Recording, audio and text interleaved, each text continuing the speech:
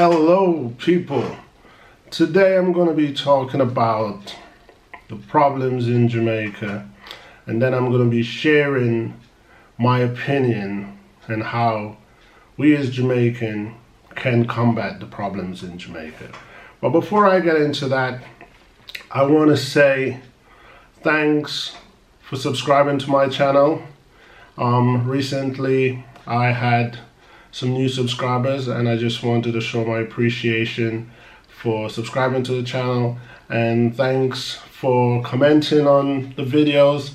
Initially this channel was just designed to post random stuff, and then of recent time I've decided to curve it to become a Jamaican subject channel.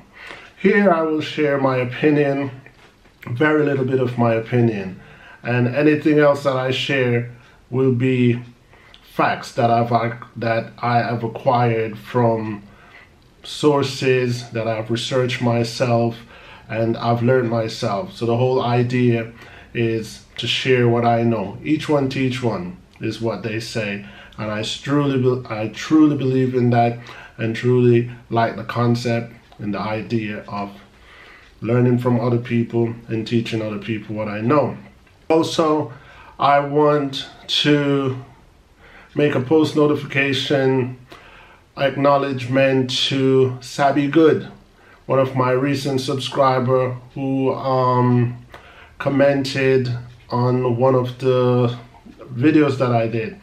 The reason why I've decided to acknowledge Sabi Good is he or she, I'm not so sure if it's a female or a male, but this individual commented in opposition to one of my videos.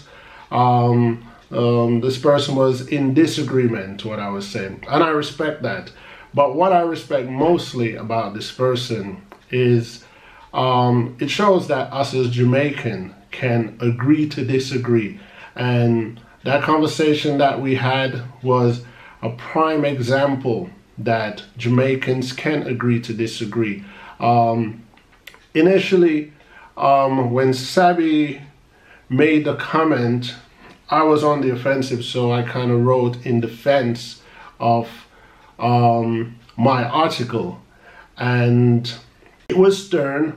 And in truth, I was expecting, the typical Jamaican response. I was expecting some levels of profanity in response, or so on and so forth. I've been touched a nerve, but it was nothing like that. It kept decent, and this person maintained their stand and explained themselves, and I explained myself, and we went back and forth for a minute, and eventually I became an admirer of this subscriber, because it is the thing that I would like to see other Jamaicans adapt. I would like to see other Jamaicans adapt the principle or the attitude, so to speak, of I do not agree with you, but at the same time I respect your opinion, and everything is fine. We can go our separate ways, or we can even work together even though we did not agree on that one topic. So unity is strength, education is power, and we need to do a lot more of that. I would like this channel to be a social platform. Therefore, I would like people to share your opinion, speak your mind, even if you disagree with my opinion. I will try to do my best to always voice on this channel more facts than my personal opinion, because there's one thing that I do discriminate against Jamaicans, is that we do a lot of talking but very little action. There's a few channels around that tackles Jamaican issues, and I watch a few of them, and I watch them as a critic, and what I do find a lot of them have in common, they're gossip channels. They are channels that echoes things that are going on in Jamaica, echoes the problem or echoes the news, but there's no real solution to their vlogging or their opinion. It's just an opinion they're voicing. So I wanted to be a little different. If I'm gonna have a channel that tackling issues in Jamaica, I would like that at the end of my conversation or the end of my vlog, I offered a solution. I offered some escape, some remedy to the situation. So I just wanted to say that. Thanks for all the subscribers. I ask that you guys, if you like what I'm about or what I'm doing, I ask that you guys like it, share it. That way I will have more subscribers, and that way my voice or my opinion can reach a wider audience. Okay, now that I've said that, I want to get straight into the subject of the problems that's going on in Jamaica. There is a wide array of problems that's going on in Jamaica. There's the gun violence. People comment on a lot of my videos, and the government is always being pointed at as the corruptors or the sellout, or, you know, I mean, the negativity. There is crimes, there is shooting, there is killing. I think one subscriber says to me that since 1990, I believe, over 14,000 Jamaicans were killed. Jamaica is a very small country, and the estimation of citizens on the island currently is near about 3 million.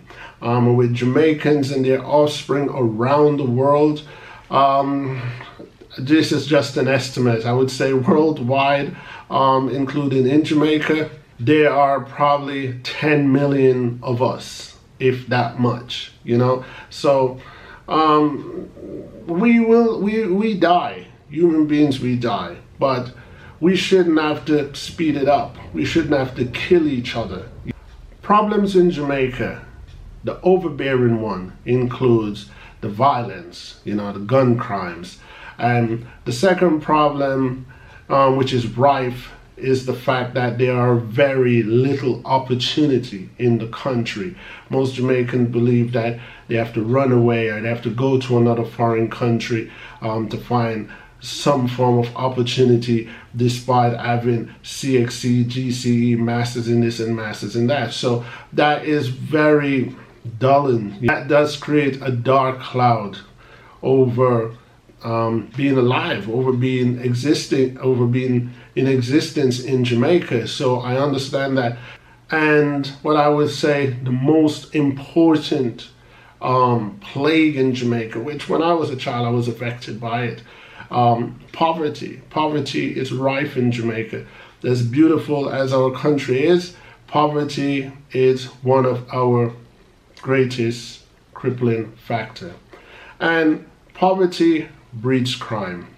Jamaicans, we're not bad people. If you take away the wealth from American or the wealth from British or the wealth from Canadians, if you take away their wealth, desperate men do desperate things.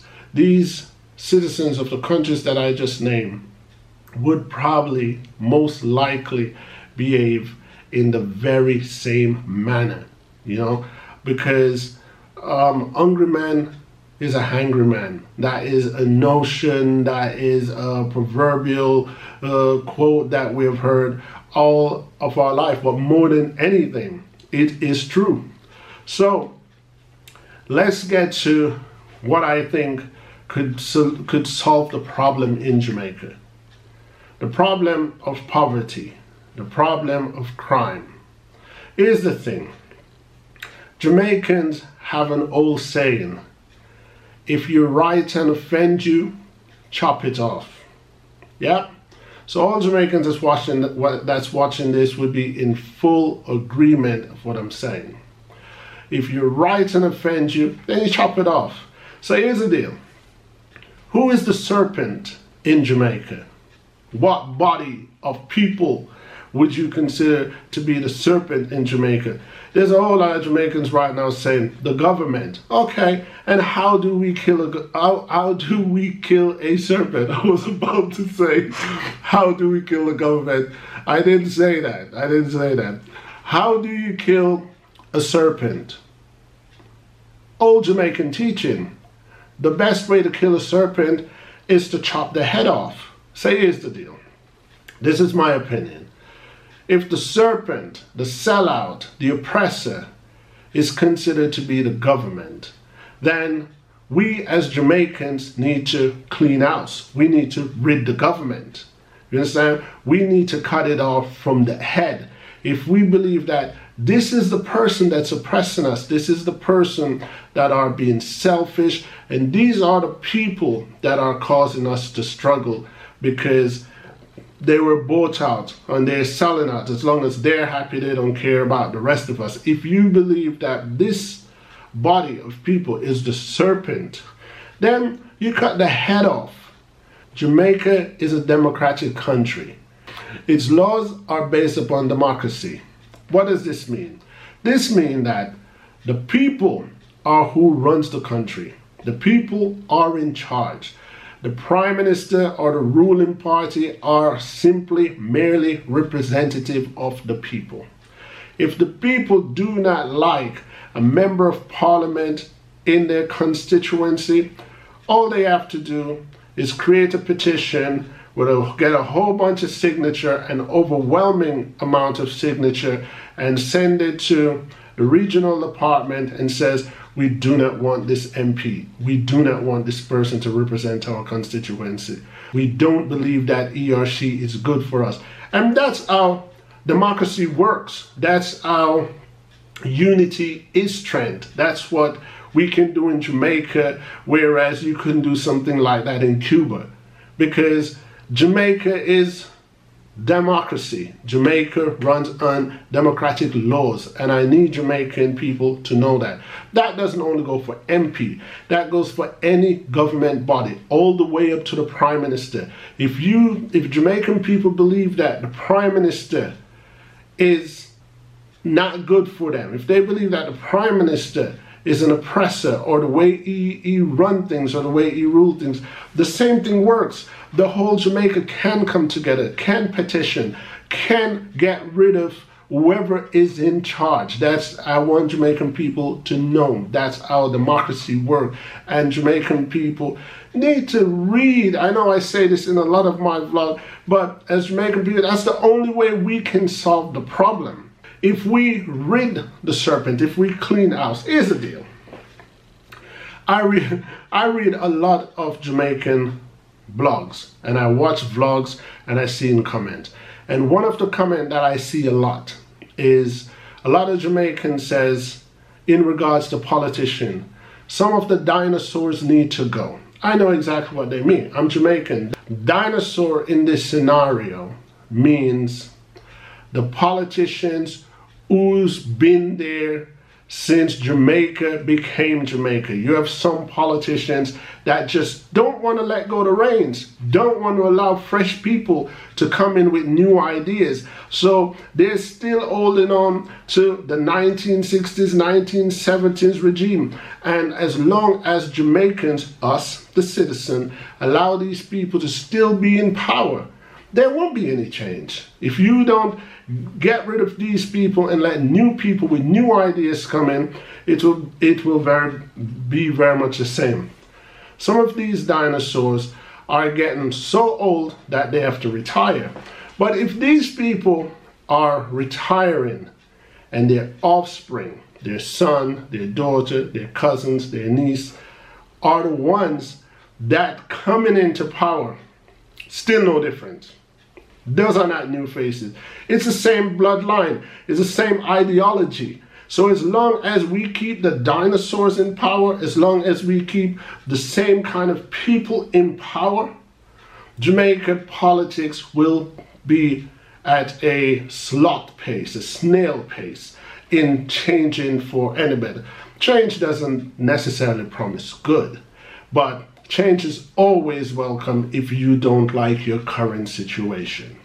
As Jamaicans, we suffer from something that has crippled blacks worldwide for centuries, if not from the beginning of our time. They say the more the world changes, is the more it stays the same. And that couldn't be any more true when it comes to the case of Jamaica. I mean, Jamaicans are mostly black people whose origin are from West Africa. Our bloodline goes back to Africa. We are from the African nation. Now, let me just put a little bit of this in just to give you an idea where I'm going with this. Black people, it is renowned that we were enslaved. We were taken from the shores of Africa and brought to the shores of America. But let's face it, how did we get captured in the first place as Africans?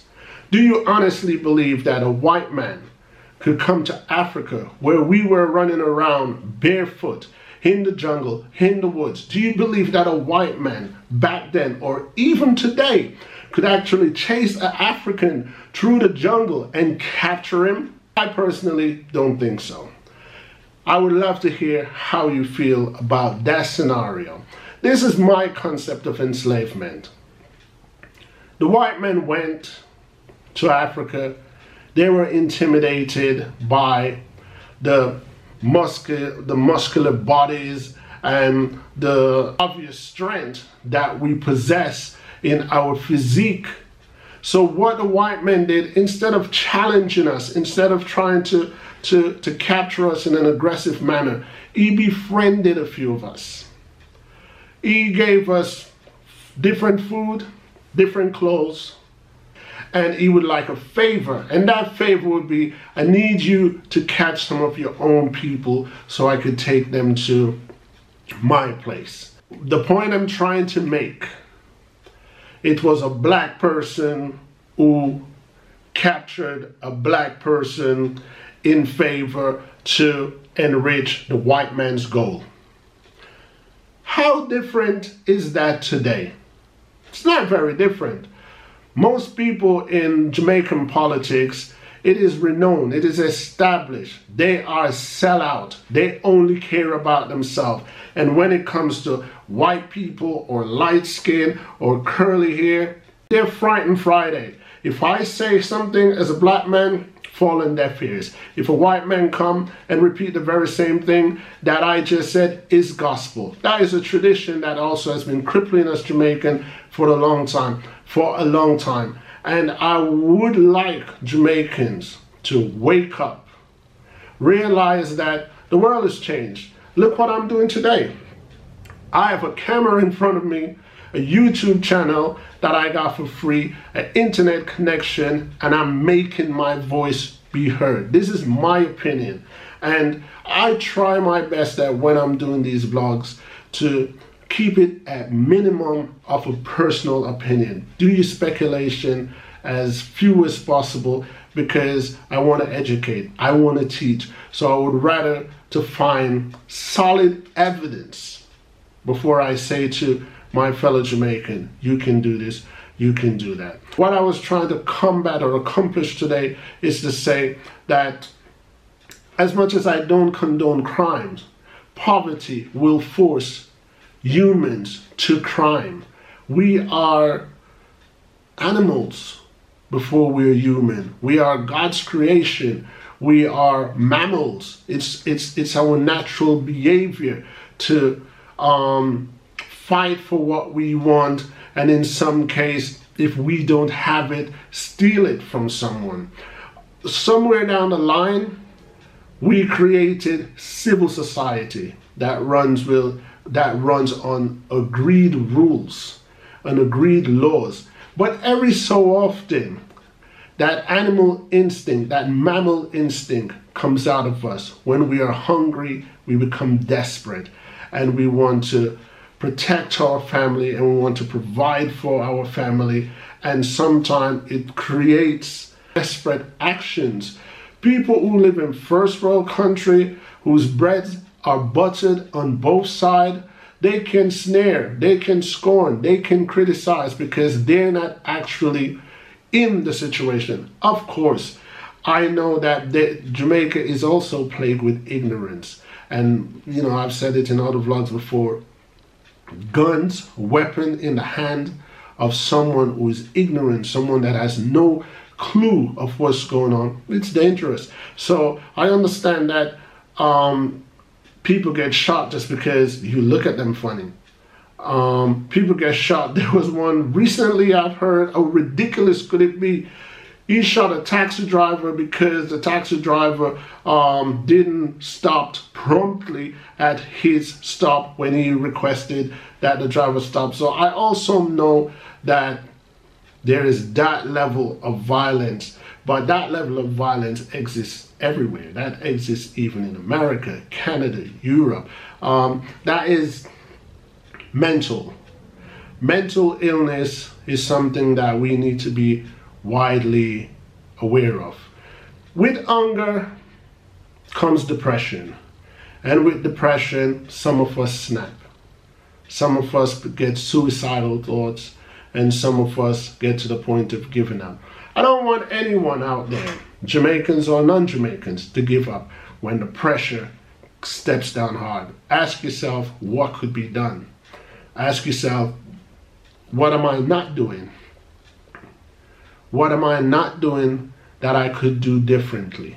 I think the main point I wanted to make in this video is that wherever there's problems, there is a solution. And I understand it is easier said than done, because to get a couple Jamaicans, a couple hundred, a couple thousand Jamaicans on board to sign a petition, I know how difficult it is.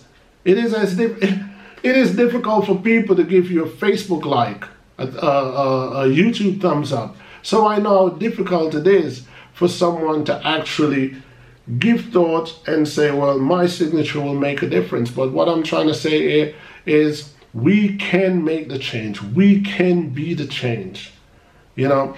And I wish nothing but the best for Jamaica and its future.